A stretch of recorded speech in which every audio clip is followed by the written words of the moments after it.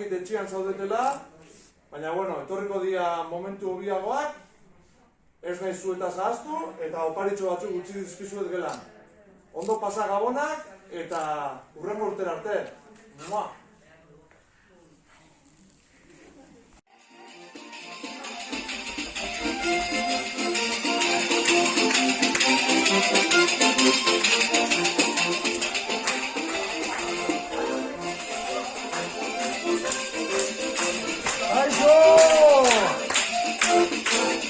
Kaixo lagunok, zer moduz? Ondo zaudete? Bai. Eseri nahiteke hor? Zure ondoan? Bai, izan dira zue?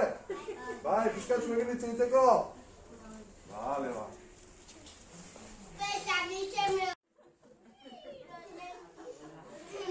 Bueno. Horik egin gode, bale? Gero pasako ditut, pantak. Badakizuen nondik etorri nahi zen? Non egiten den lonik? Kalian? Ez. Non egiten den?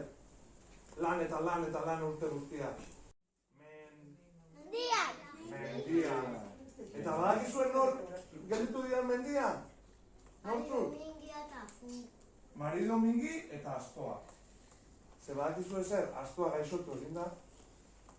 Eta gu gaixotzen geanean, norbete zaintzen gaitu, ez da? Ba, Astoa ere, Marido Mingiren esku gelditu da. Norbetekin. Bai, Astoa kanpoan gaituko da, porque gela barruan igual, raketza, atetik eta sartuko. Claro.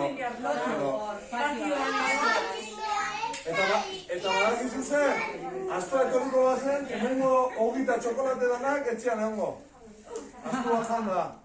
Zuentzat ekarri ditut, hogi pixkat eta txokolatia. Baina ez daki gustatzen zaizuen. Menditikan entzuten zaituztet, ze ondo pasatzen dezuen. Bai?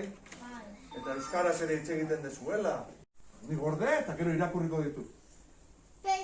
Ze, elgoi barko eskola bezala, beste eskola batzuetan ere jundar dut gaur. Lanpetuta gaude. Bueno, ogitxoak eta txokolatiak hemen utziko dizkizue. Gero, irakasleak banatuko dizkizue, bale? Bai. Zer esan behar diogu lentzeroari? Zer esan behar diogu? Ez da ezer.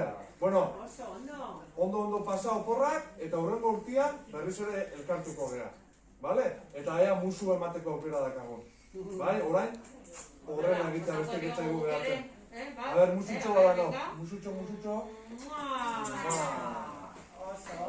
Oso ondo. Hala ba, banoa ni beste geletara, bale?